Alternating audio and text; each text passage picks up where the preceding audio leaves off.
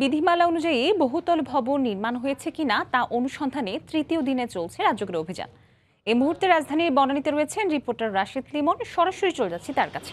লিমন, গত এই কয়েকদিন ধরে চলতে থাকা রাজুকের অভিযানের পর থেকে কিন্তু আমরা দেখছি যে এই রাজধানীর এই সুবিশাল অট্টালিকাগুলো থেকে কিন্তু আসলে থলের বিড়েল বেরিয়ে আসছে। আমরা কিছুক্ষণ আগে রাজুক কর্মকর্তা যারা অভিযানের সঙ্গে রয়েছেন তাদের সঙ্গে কথা বললাম। গত এই কয়েকদিনে এই কেবলমাত্র রাজুকের জোন 4-এ অর্থাৎ বনানী গুলশান এলাকায় তারা প্রায় 42টি ভবনে অভিযান ঠিক না, তারা আসলে ভবনগুলোর সার্বিক অবস্থা খতিয়ে দেখেছে। সেই খতিয়ে দেখতে গিয়ে তারা যেটি বলছে, হাতে গোনা কয়েকটি ভবন বাদ দিলে বাকি সবগুলোতেই কিন্তু কোনো না কোনো গরমিল পেয়েছে।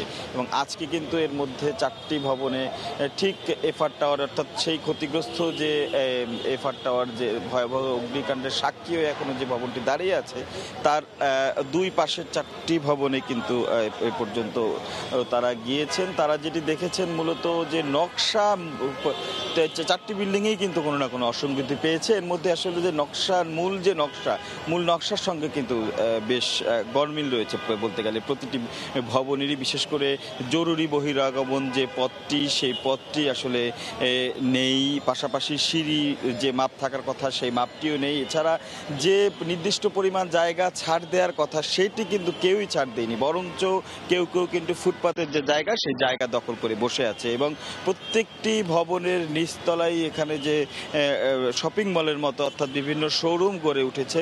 পুরো এলাকা জুড়েই কিন্তু এই কামাল এভিনিউ কিন্তু পুরো নিচতলা ধরে তাকালে কিন্তু মনে হবে যেন বড় একটা নিচতলার একটা এক সারিতে বড় শপিং মলের মতো। অর্থাৎ প্রত্যেকটি দোকানেই এই নিচতলায় আসলে শোরুম দেওয়া হয়েছে এবং এইগুলো প্রত্যেকটি কিন্তু নকশা বহির্ভূত এবং কোনোটিরই কিন্তু অনুমোদন নেই। পাশাপাশি এই যে ব্যাংকের যে বুথগুলি রয়েছে সেগুলোও অনুমোদনহীন এবং পার্কিং সহ তারা যে তাদের যে পরিমাণ জায়গা ছাড়ার কথা সেগুলোও কিন্তু নয়। এবং এর পাশাপাশি আমরা দেখেছি যে ফায়ার সার্ভিস কিন্তু একইভাবে আজকে তাদের আমরা গতকালকে যেমন দেখেছি বিভিন্ন বিল্ডিংয়ে গিয়ে যে প্রত্যেকটি একটি বহুতল ভবনে যে কয়েকটি ফায়ার অগ্নি নির্বাপকের ব্যবস্থা থাকার কথা সেই ব্যবস্থাগুলো আছে কিনা সেগুলো কিন্তু চেক করে দেখছেন। এবং তাতেও কিন্তু আমরা দেখেছি এখানে 4 থেকে 5টি ভবনে কিন্তু এই যে লাল চিহ্নিত অগ্নি ঝুঁকিপূর্ণ ভবনে সে চিহ্নিত তারা করে গেছেন। তারা বলছেন এই বিষয়টি তারা কর্তৃপক্ষকে জানাবেন এবং